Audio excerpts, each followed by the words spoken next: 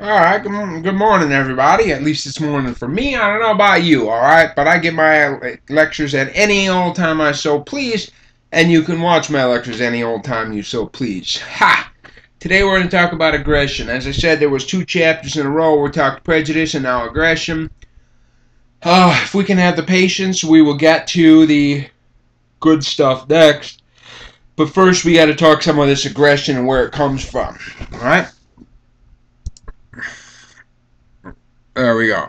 I pulled these straight off the internet. These are actually interesting. I enjoy these. These are, I just put in a couple of search terms and I copied and pasted. I'm hoping you realize that I can spell better than this. So, this is what people respond.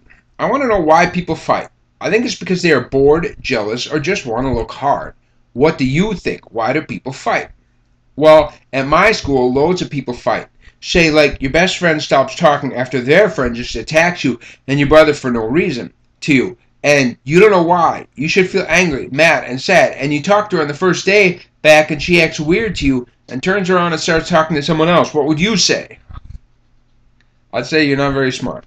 Alright, how about this? Because this new girl has been saying that I have been peeing her off. That's a nice way to say it. And also, I have been annoying and self-centered. When I asked all my friends, they said, no. So should I leave her in the dusts or no? Does that mean I should beat the shit out of her? Or does that mean I should ignore her? Whatever. Let me try this one. I reckon if people treat you like crap, then just write them out of your life. Forget they ever meant anything to you. But don't be a bitch about it. People change. It's a part of life. She probably doesn't realize she's being such a bitch. Interesting. Or here. What are the causes of in-school violence? First, I'm sure that those who are violent in school are also violent outside of school. Yeah, we'll talk about that. Secondly, most people don't even want to be in school due to fear of bullies, violence, or just feeling of being caged in. Really? You feel like you're being caged in school? I guess, when I was in school, the doors were wide open. You could leave at any old time, but now they have them all locked, don't they? It makes it hard for the students who actually want to learn and make something of themselves. It also makes it difficult for teachers. It's really frustrating to teach a bunch of kids who have no desire to even be there. That's true. Alcohol, drugs, and violent homes could be the reason that some kids are violent in school. Having no ambition, just waiting for the day they're old enough to quit, could be another. Some people just don't like getting up in the morning. Why are schools violent? Because kids don't like to get up. Whatever. There should be a lot more alternative means of teaching than the traditional schools. Who wants to go to a place where they might be harmed or killed? More people should homeschool, use online schools, etc. Those with enough money would probably be somewhat safer in private schools. But if they start giving vouchers for everyone to be able to attend these private schools, they will become the public schools. That's actually a pretty ingenious statement. Or here, they took an online poll. Why are people so aggressive? Because they don't think about others. Yeah, selfishness is a big part of it. They think you are in their way. Yeah, we're going to talk about the frustration thing. They have their rights, okay? They're aggressive because they think that it's their right to be so. They weren't taught the golden rule. They're selfish, yeah? Okay, we're gonna definitely talk about some of that. They want what you want. That's right. You have something and they want it from you, okay? Think they are better than you, okay? In other words, to create a hierarchy or something like that. Some people are just flat out mean, right? Some are I think it's materialistic. They just want stuff. They want to get ahead. And so you see that these are all online. These are just people, I mean, I'm assuming if it's online surveys like this, it's probably teenagers or something. But it tells you a little bit. It gives you an insight into what people feel about aggression and people feel about modern society and aggression. It's a way to survive in the modern school system. That's kind of a scary thing. By definition, aggression is physical or verbal behavior intended to cause harm. So the exact same act can be considered an accident or aggression. That's why, of course, there's a difference between manslaughter and murder, right? One's an accident, one's not. The thugs was a cult in India from like 1550 to 1850 or something. They killed somewhere around 2 million people all in the name of their goddess Kali to keep her happy. And perhaps you remember them from Indiana Jones and the Temple of Doom, I believe. They talked about this cult. A salesperson can be aggressive, and that can be a good thing, right? It's just this term aggressive. But yet, you take a look at this graph real briefly here. It's war-related deaths across the centuries, and you see the war-related deaths in the 20th century skyrocketed, okay? So it is definitely something that is on the rise in the modern world. Of course, there's the number of people in the modern world has massively arisen. Well, I want to tie that aggression in a little bit because I'm going to be talking biology. And before I want to talk biology, I want to talk that aggression is not, just humans. So here, this comes out of I think it was an evolutionary psychology textbook. One afternoon in January 1974, a group of 8 chimpanzees in the Gombe National Park in Tanzania formed a fighting party and traveled south. They appeared to take pains to maintain silence and stealth as they traveled toward the border of their usual home range. They crossed that border, followed by some researchers from Jane Goodall's team. A short distance away was Goldie, a young male, roughly 21 years old, who was feasting peacefully on the ripe fruit of a tree. Goldie usually ventured out for food with his comrades, the 6 other males in his community. But on this day, he had chosen to travel alone. By the time Goldie spotted the 8 trespassers, they had already reached his feeding tree. Goldie made a mad dash to elude them, but they gave chase, caught up with him, and tackled him, grabbing his legs. Humphrey, one of the leading chimps in the fighting party, pinned 2 of Goldie's limbs, holding him immobile while the others gathered around. With Goldie's face pushed into the dirt, the other males attacked in a frenzy of screaming, charging, biting, and striking. Goldie's attackers looked like a human gang of adolescents beating up a lone victim who happened to be in the wrong place at the wrong time. After 10 minutes, the pummeling and biting stopped, and Goldie watched as his attackers left to return to their home range. Goldie bled from more than a dozen wounds, his body a bruised mess from the vicious attack. The researchers never saw Goldie again. Although he did not die immediately from the attack, they speculated that he almost surely died within a few days. So we see that even in these chimpanzees, they're using aggression for purposes, by the way, to extend territory, to establish dominance. Okay, there's a lot of purposes for aggression, but if we find aggression which is very similar to human aggression, and we find it in non-human animals, chances are there's an evolutionary basis to it. There's a biological reasoning for it. So again, we'll come back to what is aggression. We could talk about hostile aggression, aggression which is driven by anger, and it is a means to an end. Hot murders, hot aggression. Usually, it is the release of a frustration or something. A build and release kind of a thing. Instrumental aggression is aggression that is a means to another end. Real cold aggression. It serves a purpose, a larger purpose. The aggression itself is not the purpose, but it serves a larger purpose, which is what terrorism is really all about.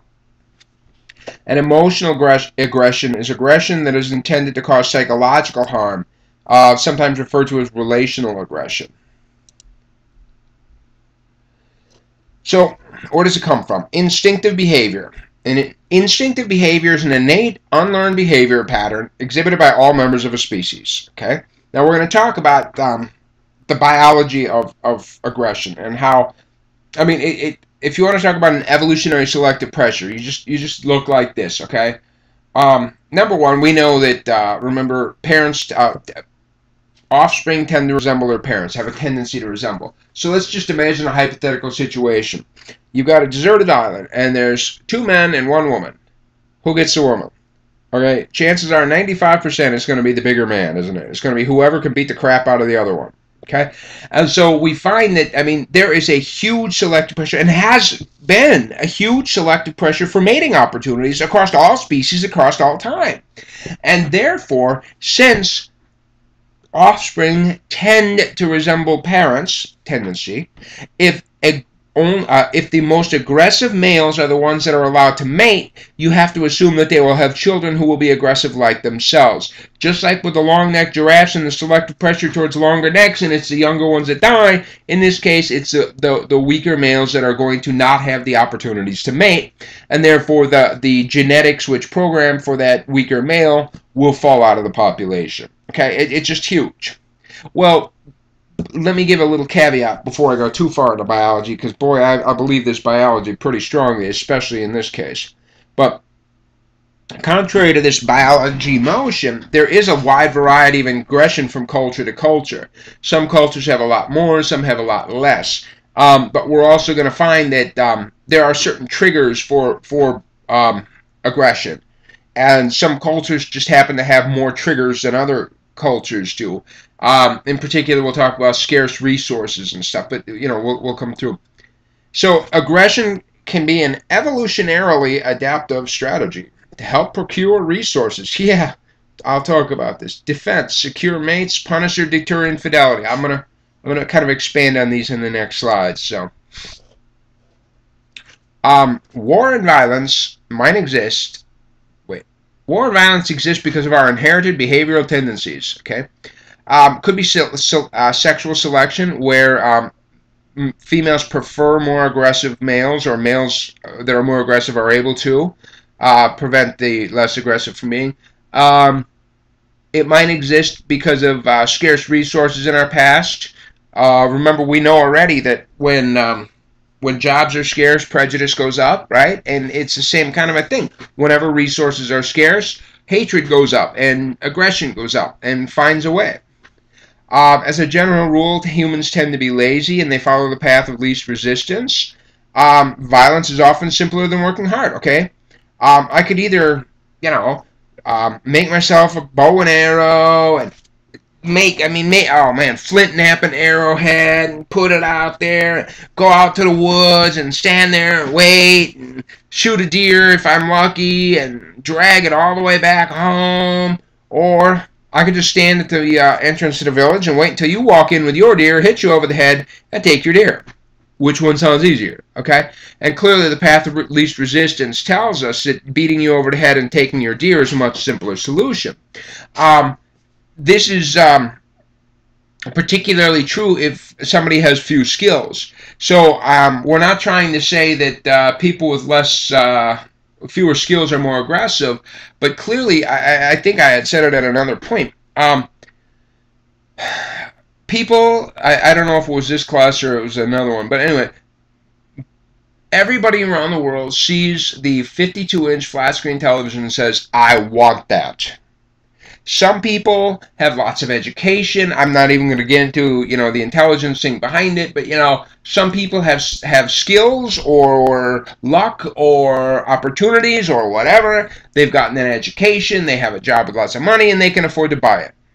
Some people don't have the opportunities, don't have the education, don't have the natural talents. Therefore, comes down to don't have the income, but they still want it. Aggression and violence is a way to obtain something that you may not have the natural skills to acquire in a socially desirable way. So anyway, as we said, these are some reasons that violence may exist. This all comes out, like I said, out of a evolutionary psychology book. Could be used to co-opt the resources of others. Okay. You got to be careful though. If you beat Joe in the head and steal his deer, you kind of piss off Joe's brother. So I mean, you have to look at not just you got a deer, but what's it going to be. Obviously, aggression is useful to defend against attack. Not just to defend yourself in this case, but also to defend yourself in such a way that you establish yourself as a tough guy so that you don't get attacked later. Okay?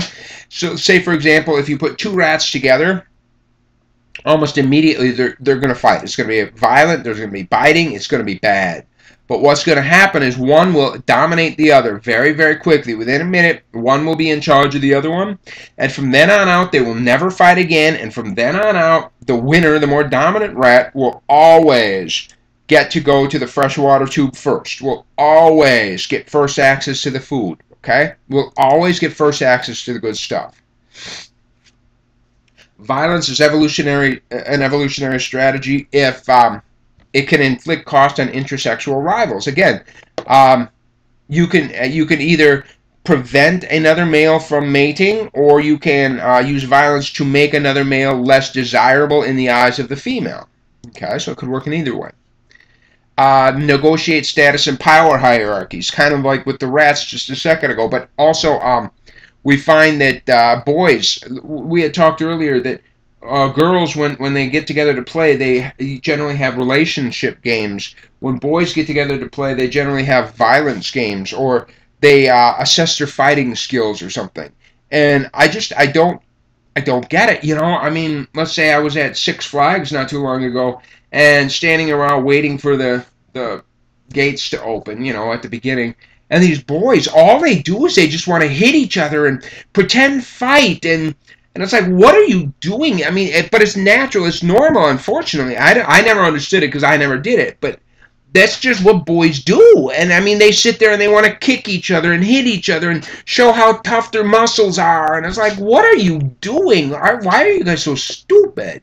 Okay? Whatever. Violence can also deter a rival from future aggression. Yes. Again, if you establish yourself, this is if you can establish yourself as a formidable opponent, then somebody will not try to steal from you or something like that. Deter long-term mates from sexual infidelity. Yeah, there's some interesting things. It turns out that violence in relationships, there's a few associates to it. It's not just like every man is violent to every woman, okay? There are situations where, let's say, for example, when women have a job which is higher in status than the man has, the man is much more likely to exhibit violence. Okay, assuming it's a situation where the woman would be more likely to be unfaithful because she has more resources coming into the relationship than he does. Situations where men lose their jobs and women remain employed, the men become more aggressive and violent. And again, it's the same kind of a thing. But one of the greatest predictors of aggression, well, I mean, it's not, but I mean, it's a pretty good predictor, is the number of the woman's male relatives that live within short distance. Okay, so it's like, you know, it's like a guy's like, okay, I want to hit my wife, but her two brothers live right down the street. I don't know if that's such a good idea. And so it's really kind of crazy, ladies, that honestly, male violence in relationships is predicted by how many male relatives are living close by. And so these are clearly things that are for men. All right, this is not women. Women, aggression as a general rule is not an adaptive strategy. Women beating on women. However, this is because males have to establish territory in order to attract a woman. I mean, we all know the truth, right? I mean, a woman can go to a bar and pick up a man in a minute. A man going to a bar doesn't really have much opportunity, right? And so males need to establish territory. And in fact, lower status men are more likely to be violent than higher status men. And again, it's because the lower they are, that means the less territory that they have and the more need to establish it. In the event of violent death, males have less to lose, right? Because, I mean, all they had to do was contribute their sperm once. For a woman, okay, aggression is a bad strategy because they have to raise the children, too, in order for their job to be done or something. Younger men have a greater need for violence to establish themselves and create a reputation. And this is very interesting. The best predictor of the willingness of a country to go to war is a proportion of a population that are male between 15 and 29. Okay? And so we see this along the bottom, or along the left side. On the left side here, there's this graph, and this is deaths by age groups. We find for women there's a little hill valley. It's fairly flat. But for men, we see that the rate of death at around 20 years old peaks quite highly, and then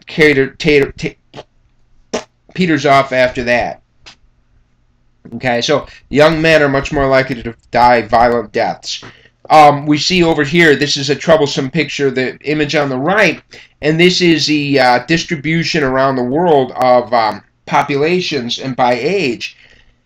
And what we see is that the lightest, the whitish colors and the brownish colors represent incredibly young populations. And so we see those parts of the world that have the most violence and aggression and the most wars, in particular Africa and the Middle East there, that's where all of the violence and the wars, not all, but I mean that's where so many are going on, and that's where we see that the youngest population. And I mean this is not a surprise, right? This is just how it works.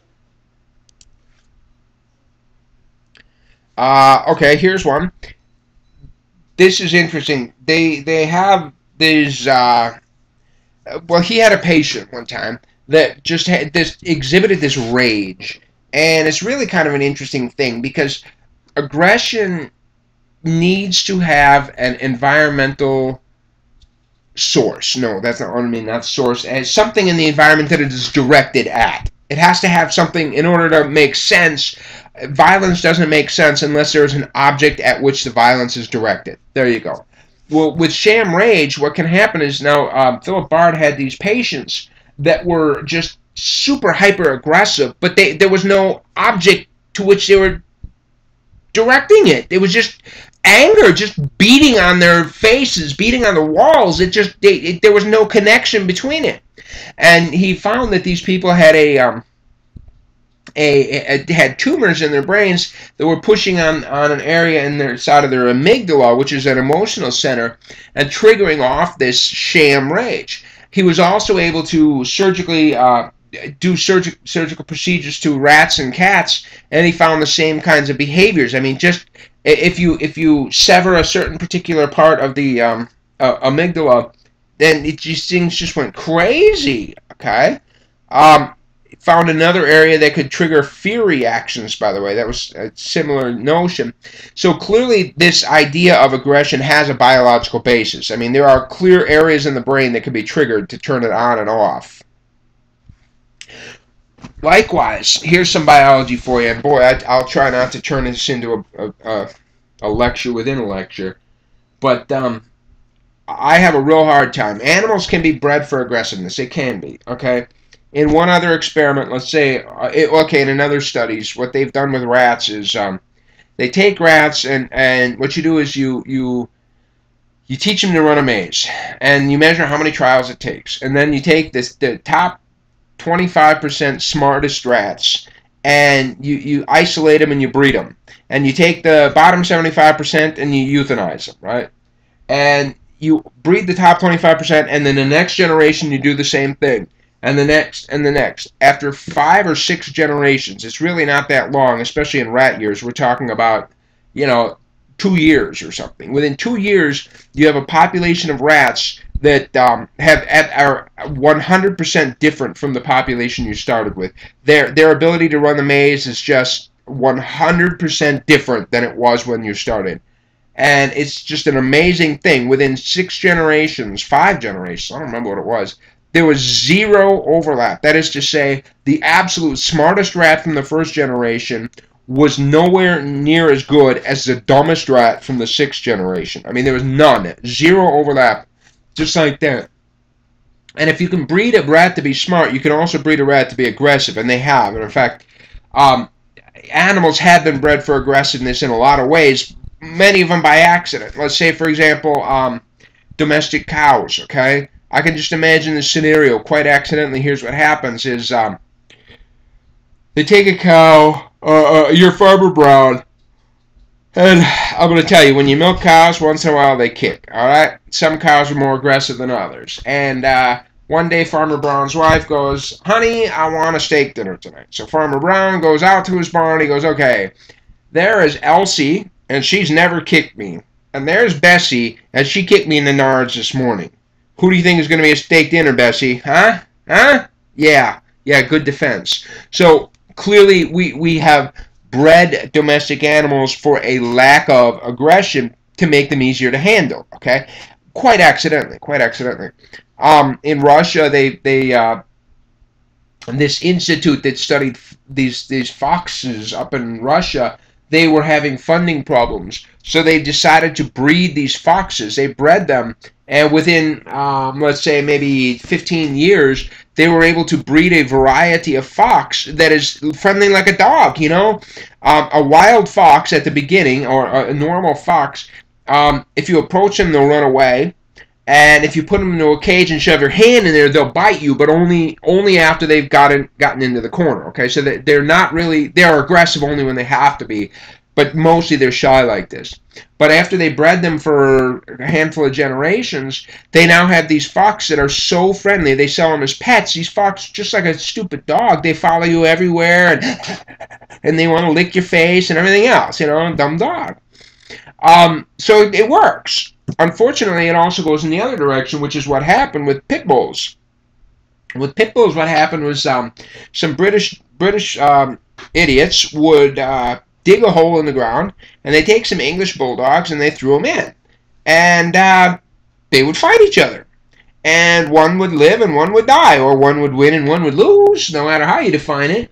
And the losers are cut, gone, forget it. The winners are selected and bred for the next generation. And so humans have literally selected for the most aggression they could possibly get. These dogs have been selectively bred for one purpose and one purpose only, and don't even give me your bullshit. They have been bred for the single purpose to kill other dogs. That's why they exist. A beagle is trained to hunt. Certain dogs were selectively bred for certain things, but this dog was selectively bred for one thing, and that is to kill another dog. They were never intended to be your little pet. Anybody that gives me this bullshit about, oh, he's so sweet, you watch every single news article about these fucking dogs, and I'm telling you, they always start with, she was such a nice dog, until she snapped and bit the kid's face off, okay? I know of somebody personally who had a grandson, and the grandson was just sitting on his front porch steps, playing with his trucks, minding his business, and a pit bull, while he's wandering the neighborhood, walked over, grabbed the kid's face, started shaking. Alright, just ripped the kid's face off. The kid had to have 150 stitches across the middle of his face. He was just sitting, he was a 2-year-old kid, sitting on his front step, playing with his trucks. Now, I know, everybody's arguing. I can hear it. It goes like this. Yes, but it's the house that you raise them in. Yeah, that's true. There's a truth to that. Don't get me wrong. This is nature and nurture. But the house that you raise them in can only make them worse, okay? You've taken an incredibly, basically, having a pit bull like this is like having a loaded gun sitting on your table, okay? You tell your kids, don't touch that, but it's a loaded gun. It's just like, inevitably, at some point, okay, maybe your gun didn't go off. You are a blessed person. But give me a break. You got 100 loaded guns in 100 homes. 5 of them are going to go off, okay? Now, if you get to the end, to me, this is my opinion, okay? Honest to God, when these things happen, so many of these dog owners, they like, oh, you can't kill my dog because my dog is protected, and they get away with it. But no, I'm going to tell you something. I think that anybody where this happens, the owner should be charged with murder, okay? Because this is like having a loaded gun. It's like having a loaded gun sitting on your coffee table, and then when it goes off and shoots somebody, you know, you're going to claim defense. Oh, I didn't know I was going to shoot it. I just left a loaded gun there. It's not my fault. It went off. It's like, yes, it is your fault, dumbass. You put it there, all right? I have a real hard time with these. I agree. A bad house makes it even worse. But these things are still a loaded gun waiting to go off, even in the nicest homes available. And you don't know what's going to set them off. I remember reading one article. It wasn't pit bulls, but it was another very, very aggressive type of dog that's bred for aggression. They were fighting dogs, the canary mastiffs or something like that. But anyway, they attacked this woman, and in the coverage at the even at trial, the owners of these dogs, they claimed, you know what, it's that woman's fault. She got attacked. The reason it's her fault is she had a steroid cream. She was using a steroid cream, and the smell of the steroid cream set off the dog. So it's her fault for wearing a steroid cream. Oh, okay. Honest to God, that's the mentality of people. They were never intended to be a pet. I know I go off on this whole thing, but I want you to know the reason, what I'm getting at here is, Aggression is biologically rooted. All right, whatever. I'll move on. Of course, it can be triggered, like I said, by certain situations, like alcohol. Most in-home fights and assaults involve alcohol. Alcohol, what it does is it tends to shut down the first effect is to affect the cerebellum in the back of the brain, which is responsible for balance and coordination, which is why, of course, the drunk tests involve, you know, this kind of a thing, because the coordination is the first thing that disappears. But the second thing that the second part of the brain that is affected by alcohol is the frontal lobes, which are responsible in a real generic sense, which are responsible for long-term planning and coordination of actions. Okay, and so therefore, if somebody under the influence has their frontal lobes and they're not functioning at their highest peak, what happens, of course, is there are two situations here. One, this woman is in my face screaming. Two, long-term consequences. But guess what? Long-term consequences, that part of your brain responsible for understanding long-term consequences, isn't firing properly. Therefore, all that comes to your mind is the immediacy. She's in my face screaming, and I want her to stop. All right? Well, that'll do it. Testosterone. As men's testosterone levels go up, violent crime goes up. It's a pretty strong connection between testosterone and violent crime. If you go to, what was his name? Whatever. If you go into prisons, what you're going to find is, I mean, this isn't completely true, but the average prisoner in prison is a male, about 18 to 25, and hypermuscular. So the testosterone is responsible for the muscles, and the testosterone is responsible for the aggression. Okay, and so clearly, I mean, that's not to say if somebody's high in testosterone, that's an excuse for aggression. It's not. Okay, you're still in charge, right? But there is a strong relationship there. We could avoid 2/3 of all crime simply by putting all able-bodied young men in cryogenic sleep from the age of 12 through 28. Yeah, you could. Okay. Frustration aggression theory frustration aggression theory for violence works like this. Frustration triggers a readiness to aggress. In fact, we talked about it at some other point in, I don't remember, I guess it was the prejudice chapter.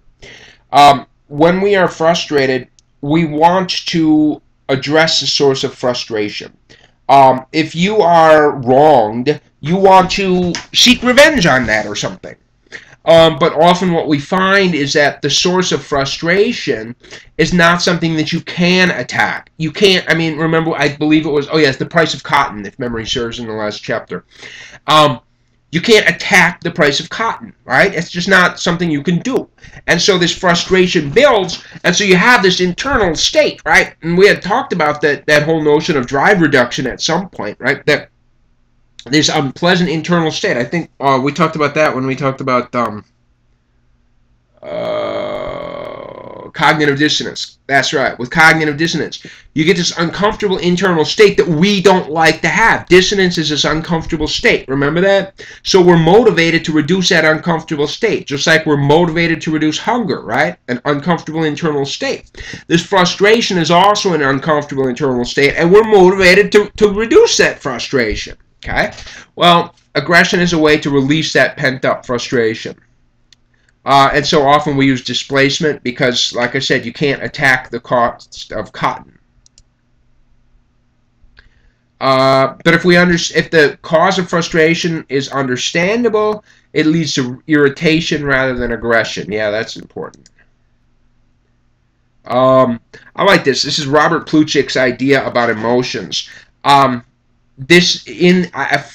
the purposes of this class, I'm going to brush over it because it doesn't fit this class per se, but there's at least one important point. Robert Plutchik argues that just like colors along the spectrum, Roy G. Biv, right? There's not a discrete break between red, orange, and yellow. That's just they sort of flow together. And according to Robert Plutchik, it's the same kind of a thing with emotions, that the emotions sort of just blend together. Okay, and I'm not sure necessarily. I like the idea, but I'm not necessarily convinced that some of these things are completely true. But he argues that ecstasy is related to admiration, and admiration is, if you had to pick an emotion, it would be terror. I don't know. That seems a little far-fetched at that point. But now let's look at the rage, the reds part of this diagram. We find that not only is a Roy G. Biv kind of a continuum, but we also find that you can have light reds and pinks. As you add the brightness or the whiteness to the color, it changes. And so it's the same kind of a thing. Rage is basically the same thing as anger with just less intensity to it. Anger is basically the same thing as annoyance with less intensity to it. Okay, and so what we find is, by the way, he actually took this further, and he talked about the point of this was not just that these emotions are along a continuum like this, but also that emotions are adaptive, that they allow us to solve adaptive problems in our world, which is why, of course, I'm a big fan of it, because you know me and evolution.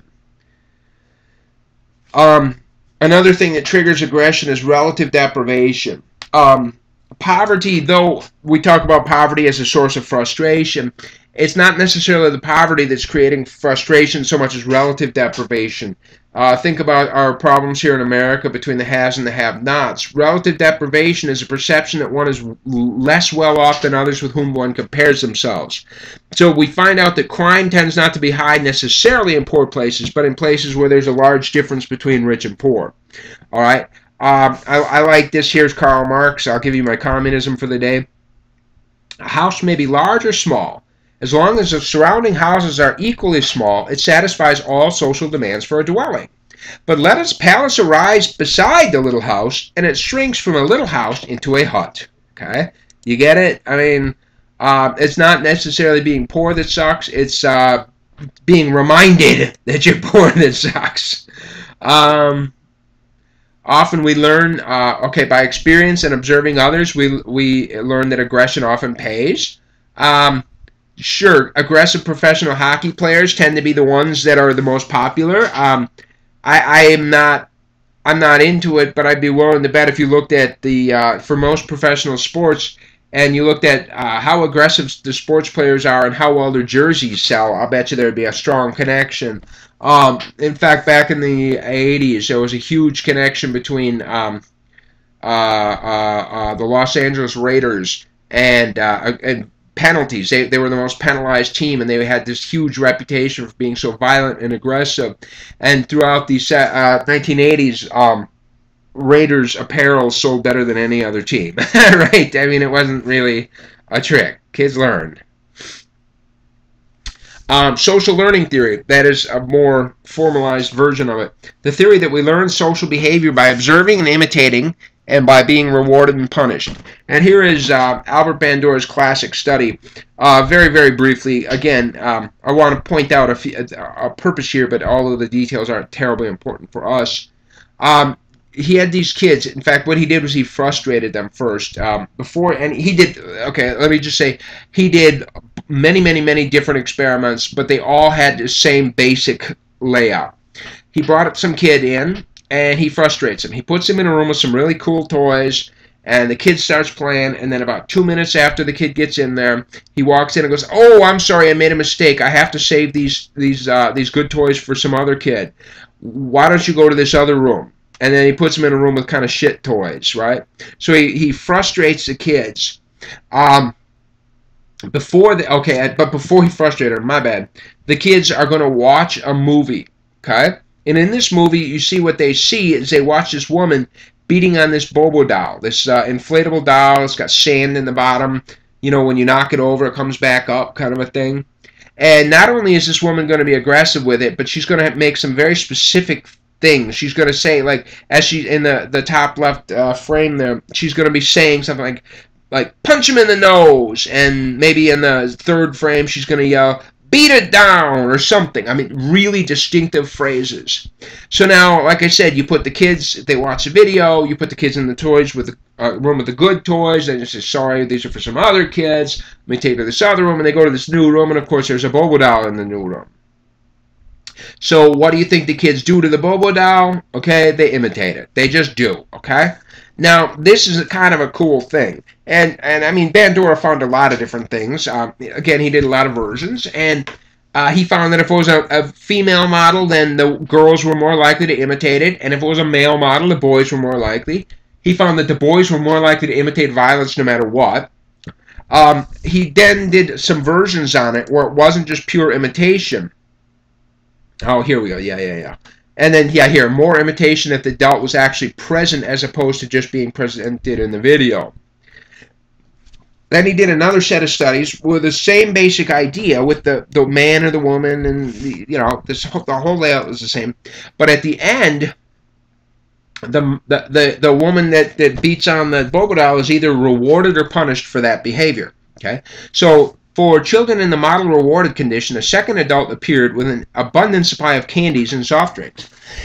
He informed the model that he was a strong champion and that his superb, aggressive performance clearly deserved a generous treat. He then poured him a large glass of 7-Up and readily supplied additional energy-building nourishment, including chocolate bars, Cracker Jack, delectable popcorn, and an assortment of candies. While the model was rapidly consuming the delectable treats, his admirer symbolically reinstated the modeled aggressive responses and engaged in considerable positive social reinforcement. This is copied word for word from Bandura's original articles. For children in the model punished condition, the reinforcing agent appeared on the scene, shaking his finger menacingly and commenting reprovingly, "Hey there, big bully! You quit picking on that clown. I won't tolerate it." As the model drew back, he tripped and fell, and the other adult sat on the model and spanked him with a rolled-up magazine, while reminding him of his aggressive behavior. As the model ran off, cowering, the agent forewarned him, "If I catch you doing that again, you big bully, I'll give you a hard spanking. You quit acting that way." All right? How crazy is this, right? Well, as we see right here, if the model was rewarded and if the model was punished, it definitely influenced. It's more than just imitation. Kids are not just imitating aggression. They're watching aggressive behavior, and they're looking to see whether or not that behavior is in fact being rewarded or punished, and then they are thinking to themselves, if I exhibit the same behavior, it is likely that I too will be rewarded. Okay, again, boys are more aggressive than girls, but clearly whether or not that model was rewarded or punished made a big impact on those kids. Okay? So here's a true study. This is actually true. This is a shameful thing. Shameful, I guess, but a shame. This was a kid that I knew back in high school. He was he dropped out of high school maybe his junior year or something. He ended up working some construction job, and so he was the only one that had an apartment. So my senior year in high school and just after graduation, we all hang out at his apartment. He's the only one that has one. So now, in the process of this, maybe his sophomore year, he had his first kid. Okay, and so he's living with his woman and their kid. So now the father loved to watch wrestling on TV, especially with his young son. And his young son, man, this was the greatest thing he could imagine. This is his way to cuddle up with dad. You know what I mean? So the boy began imitating exactly what he saw on television. Okay, he began to like body slam his stuffed animals. He put them in the headlocks. And his dad, I liked Scott. We were great friends growing up, but boy, things changed. He was like, "Oh my God, good job, son! Yay, good! Oh yeah, pound him harder!" You know. Now, the kid went on to kindergarten at some point, and this behavior, guess what happened when he went to kindergarten? It transferred, okay? Very quickly, the teacher sent him home, sent him to the principal's office and go, "There is no way we can have this kid in our classroom. We just can't, okay? We just can't have it." Now, if you take, I haven't seen Scott in many, many years, but I'd be strongly believing, I would be strong to believe, quick to believe, whatever, that his son did not go on to do wonderful things yet in this world. I mean, maybe he did. I hope to God he did. All right, I don't want failure by any means, but my strong suspicion is that that kid is not a huge success in this world. I'd be really surprised if that kid ever finished high school. But again, hey, shit, I hope he proves me wrong, but I doubt it. Models for aggression can come from the home, the media, or from outside. children, if parents use violence as a form of discipline, children can learn perhaps violence is a solution. When I have a problem, I can perhaps use violence, something like that. Yeah, whatever. This is actually, it's a lot of words, but this is a really good one. This is a tit for tat. Maybe you've heard the experience. Tit for tat is a phrase which sort of means, if you give me one, I'll give you one. And tit for tat is this really interesting notion. It's considered to be an evolutionarily adaptive strategy which leads to long-term cooperation among groups of individuals. If you give me your deer meat today, tomorrow I will give you my deer meat when I catch a deer. I mean, it's the solution, right? Because if you're living in a hunting society, you can't catch a deer every day. And the day you do catch a deer, you can't eat it fast enough before it goes rotten. So it only makes sense, if you catch a deer, you share your deer with 5 other people. Therefore, in the next couple of days, when you don't catch a deer, one of those 5 other people probably will and will share their deer with you, right? I mean, that's what it goes, tit for tat. I give you one, you give me one. Okay. Well, it turns out that this tit for tat is a wonderful, wonderful evolutionarily adaptive strategy for establishing long-term cooperation. We'll talk about it in one chapter or another. I don't remember which. But unfortunately, it works in the opposite direction worse. If I give you one, you will give me one back. That's tit for tat. But if I take one from you, you will take 2 from me and call it fair. That's how tit for tat works on the opposite side, on the negative side. So on the positive side, I give you one, you give me one. On the negative side, if I take 1 from you, you believe it's fair to take 2 from me. Now that's a problem because, of course, if I take 1 from you and you take 2 from me, and you're thinking, hey, that's cool, that's fair, I'm like, shit, no, that isn't fair. I'm going to take 3 from you to pay you back. Okay? Sounds like a feud, doesn't it? Other things that can cause aggression, pain. You can put rats and they live together and they're happy and loving each other, and then what you do is you introduce electrical shock into the floor at random intervals. Very quickly, the rats become hyper-aggressive. Okay, very quickly. The stronger the shock, the more aggression. And it was crazy because these rats would attack other rats. They would attack a cat. They would attack a stuffed animal. They would attack whatever that was available. They would attack it. Okay. Heat. There's a strong relationship between heat and aggression. As the temperature goes up, aggression rises. But that a lot of people believe that connection is really not, even with the pain. It's probably just a matter of the frustration-aggression kind of a thing. It's just what's the source of the frustration. Schachter and Singer did a classic study in psychology, which is a little bit confusing. But what they did was, I'll try to very briefly explain this study. What they did was they gave people an injection, and they said to them a couple of different things. They said to them, this injection was either saline or epinephrine, basically something to get you aroused. Okay, so it was epinephrine or saline, which wouldn't do anything. And then they told them either, oh, this is just a placebo shot you're getting, or this, I don't even remember what they told them, but half the people were told, look, this shot will in fact raise your arousal level. And the other half were not told anything about that. So you kind of get the idea here. Then they put these people into a room with another person, and they were told, okay, you have to wait for the second part of the experiment. Somebody will be with you shortly. And so they're sitting in a waiting room with another person, and the second person is a confederate of Schachter and Singer. And this other person in the room acts one of 2 ways. Acts either all giddy and happy, or all angry, oh my God, why aren't they coming? Where are they now? They said they'd be here in 5 minutes or something, And it was amazing because what happened was, it was like if they were given epinephrine and told, you know what, that's epinephrine, it's going to increase your arousal. And they're sitting in a room and these other people get either giddy and happy or angry, it doesn't change the participants' attitudes at all. Their emotions don't change because they attribute their increased arousal to the epinephrine. But in another situation where they get the epinephrine shot, their arousal level is up, but they were told, no, this doesn't do anything. They go into that waiting room, and if the other person is acting all giddy, they get all giddy.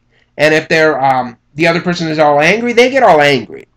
So in this scenario, they're feeling this arousal, but they're looking around themselves and going, wonder where it comes from. Why am I aroused? I don't understand. And they see a person acting angry or giddy, and they're like, that's it. That's why I'm aroused, because I'm angry or I'm all happy. And so they label the arousal. So the idea is this goes back to this notion that we feel this arousal, okay? And when we feel arousal, no matter what the source is, okay, we always look around for a label for that arousal. Where did it come from? What is it that's causing this arousal? And in the one case, they said, oh, it's just epinephrine. And so like, okay, no problem. But in another case, they looked around and they didn't see. They didn't have an explanation for the arousal, so they looked around their environment looking for clues as to what might be the cause of that arousal. And they saw the person sitting there, and they attributed their arousal to that situation, and they changed their behavior accordingly. Yeah, whatever. Murder rates around the globe. Yeah, that's availability of weapons. Here, there's a correlation between TV viewing and aggressive behavior. This is interesting. They've done lots of different studies. These are correlational, mind you, but like kids that prefer violent television at 4 years old are more aggressive at 13. I mean, it's just a statement. But and it doesn't work in the opposite direction. Kids that prefer violent television at 13 were not necessarily more aggressive at age 4. Okay, works in one direction, not the other. Here's a graph. Read the graph. It's interesting. But clearly there is a connection between TV viewing and aggressive behavior. Watching violent television at age 4 predicts who will be aggressive at age 13. There you go. My bad. 3rd grade. 10 years later. Okay. See that? That's what I just read, isn't it? But in other studies, it finds that the short term, by the way, is very strong. They can do an experimental study where they take half the children and they have them watch the Power Rangers, and they take half the children and they have them watch, you know, the Princess Chronicles. I don't know what the hell it is. Something not violent. And then they measure the kids, and lo and behold, those kids that watch the Power Rangers are just more aggressive. They display more aggression on the playground. So experimentally, it has been proven that watching aggressive television leads to aggressive behaviors in the short term. Correlational evidence definitely seems to suggest that watching violent television at an early age does in fact lead to aggressive behavior at a later age. But that is correlational. That is correlational.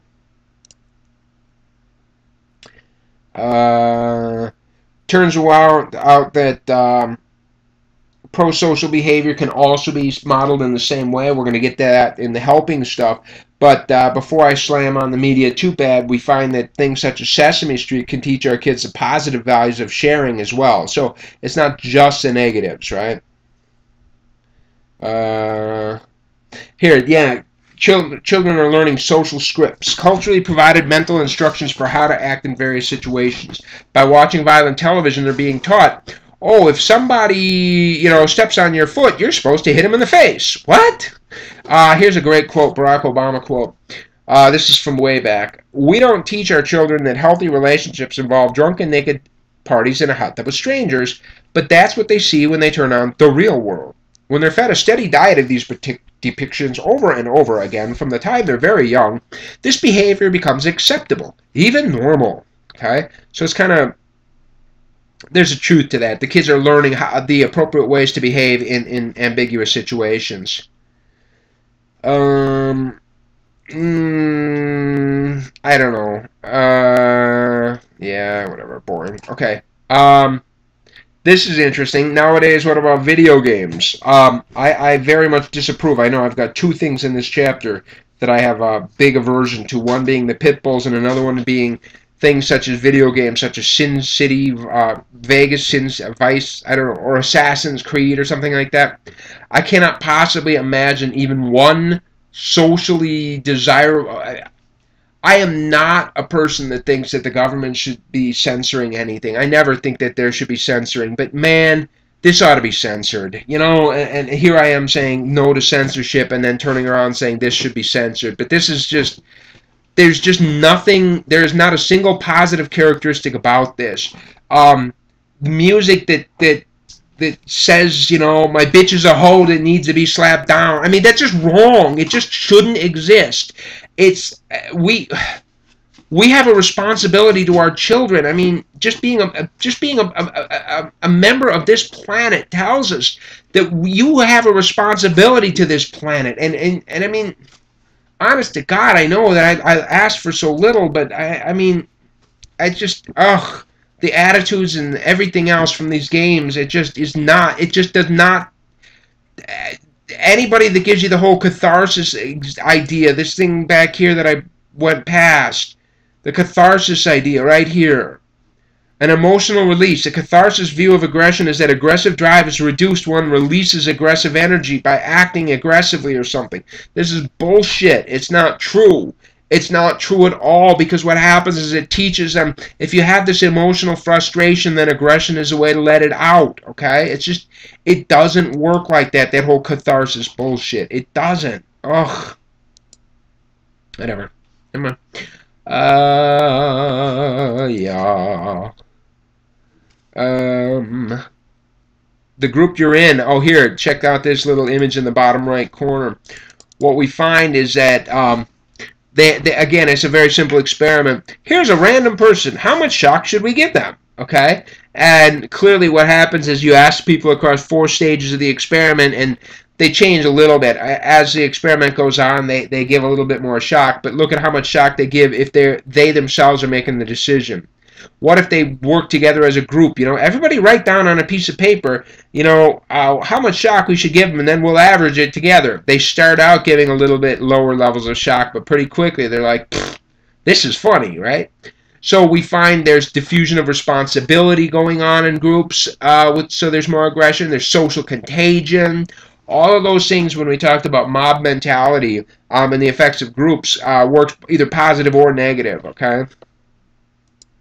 And then finally, I have a last little slide here, clearly from the Evolutionary Psychology book, because there's a picture of evolutionary psychology in the top corner. Though warfare is ultimately a competitive thing, it also is a cooperative thing, okay? Because you have to get together to, I mean, and war is a complicated thing, and it forces in many ways your community to become tighter. So aggression isn't always a bad thing. It doesn't always lead to a bad long-term interest, because you now have more cooperation. I mean, think about the patriotism and everything else that came alive. Some would argue that World War II was the greatest thing for America, both economically and socially. We became the greatest generation or something like that, right? Maybe there's something to it.